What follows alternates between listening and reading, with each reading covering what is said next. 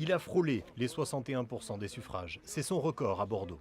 Pourtant, à première vue, rien n'a changé. Le regard, l'assurance, la démarche. Bref, une arrivée au bureau comme tous les autres jours de l'année.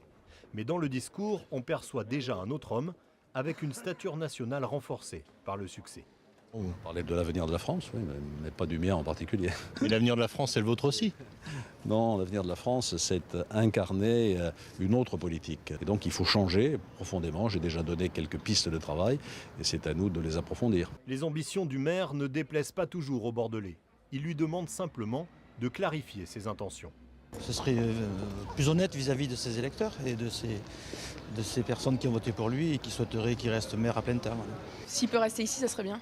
Mais on sait qu'il ne pourra pas cumuler présidentiel et maire de Bordeaux.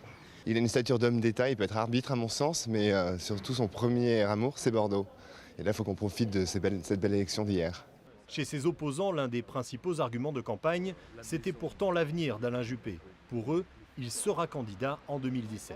Il fait tout ce qu'il peut pour un peu s'exonérer du contexte national. Personne n'est dupe, tout le monde sait que se joue actuellement, ou va se jouer dans les mois qui viennent à l'intérieur de l'UMP, une guerre, je dirais, au couteau, entre les différents protagonistes, que ce soit le clan Copé, le clan Sarkozy, le clan Juppé. En face de l'hôtel de ville, les noms des maires de Bordeaux sont gravés sur une plaque. Un peu plus loin, la statue de Chaban-Delmas, élu ici pendant un demi-siècle, rappelle que les Bordelais apprécient avoir pour maire un homme d'État.